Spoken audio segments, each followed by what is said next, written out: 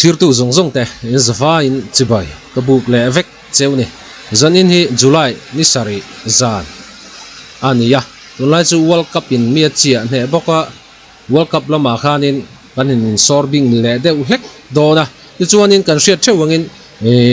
round of 16 a khanin Paraguay le France then round of 16 quarter final lu chuin an khuai nuaya kata khanin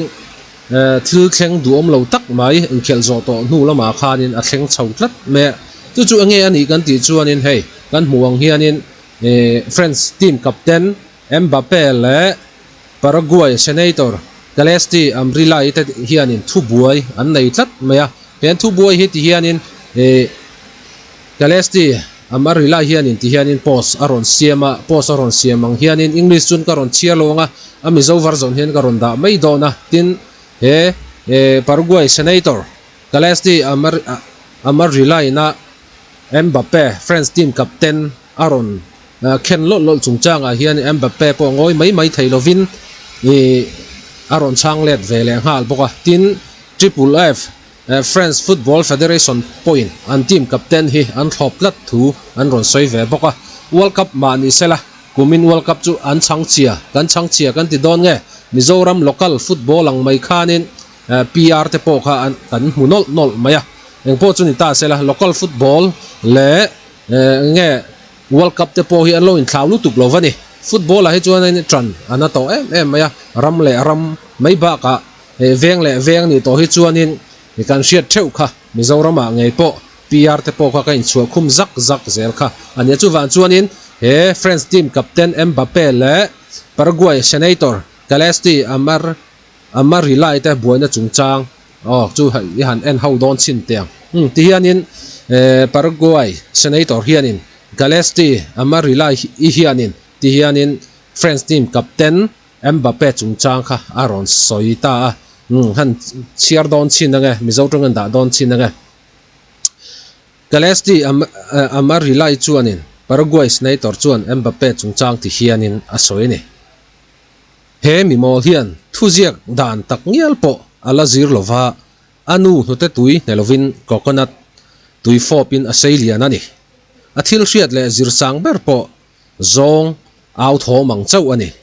Orlando Gil Paraguay goalkeeper khan ikut zunglai middle finger kha ilo mu khum mak turania sin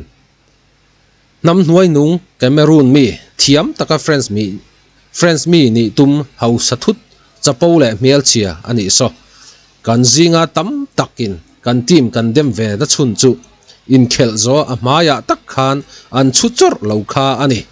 keila chu football ngai na mi po kan ni lo tin nge Paraguay senator Galesti amarila hianin France team captain Mbappe chungchang kha aron soya kami omzia kha chu racist diktaka kha anita Paraguay senator hianin France team captain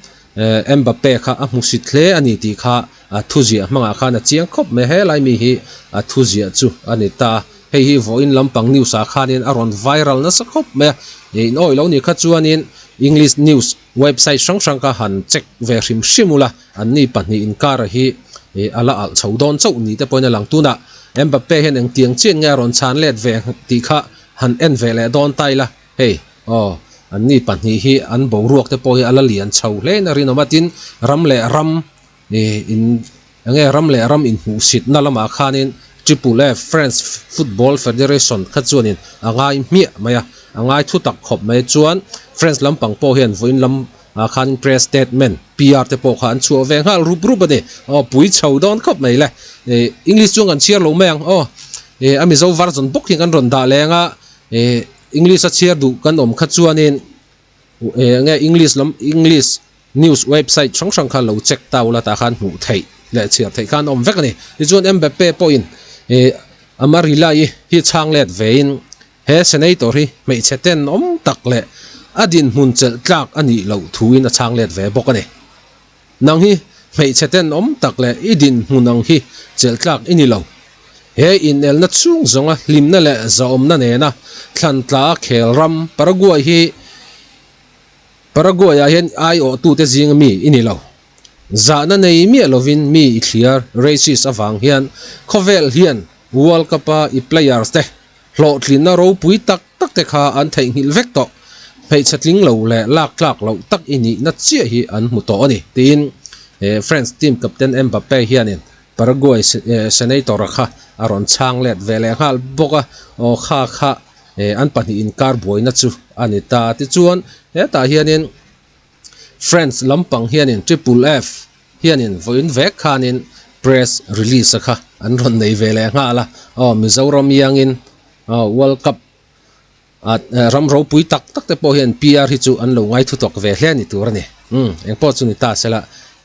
triple F France Football Federation hianin eng tin chin nge eng tiang chin nge an team captain an ram captain tuna golden boot race po goal sari nei phanga ta hi athlar wangan lo ho ti kha an chiar vele don chin shim nge France Football Federation chuan exa ama really ai thil soi chungchanga thu chua an siam vele ngal boka an ni chuan he thil soi hi ten nom le pom rual lo ti in an soi ve thung ani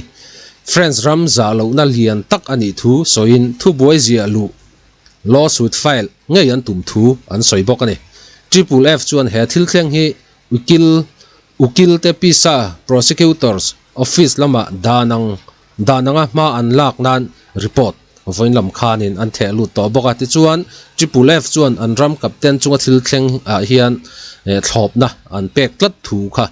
an soi bok ta ni chuan in heng an buina Mbappe le Paraguay senator amarilate buina bulpui berachu kan shafek in rin ma France le Paraguay in khel tum khanin hun top to khanin Paraguay goalkeeper Gila khanin Mbappe kha chi bei kha watuma ma seta khanin Mbappe khanin chi bei du lo wang khanin he bo ro ki ron ir chuak ania ti chuan Paraguay keeper Gila thin rim in sum zo lo khanin Mbappe kha nung zong in ball khana vom nge ni ti kha kan mu veka khami thukal zela khanin Paraguay senator hi aron atang ul deuh nge aron lana fal deuh nge Mbappe kha ti khanin aron bei ta chiam maya zong out homang chiani ti thu velte po kha asoya kha racist na lian tak ania tin Mbappe po khan khami thil thleng kha angai thu tak khop me chu mai pia lama chuan France Football Federation po khanin an ram team captain hi an thloplat thu le lawsuit file an tum ngei thu te po kha an thang chho vele ngal boka an ni ram pan hi heng tianga thu kal zel chuan nakina chuanin ra thalo jok te po kha chuang ti kha hlom khop maya football a hi chuanin tu te mai po hi kan tang em maya hemi chungchang a hi chuanin ke chuanin Mbappe lampang hi ka tang deuh tlat maya Mbappe khanin ti sual kha anei lovin ka ria ati sual tu jok a chu Paraguay senator hi ania ain rol lo na tura he mei chia hi aloin rola mi pa takin enge Paraguay goalkeeper le Mbappe te po kha mi pa takin an lung oi lo na an tilang ve a ain chi bai du lova Paraguay goalkeeper po kha na hnung zong in bolin a voma kha field chunga khana top ngal mai ta ma se mei chia om nem jok hianin Paraguay senator Galesti amari lai hianin Mbappe kha ron bai ngal chat ero hi chu ti fu chi lo wani tin FIFA hianin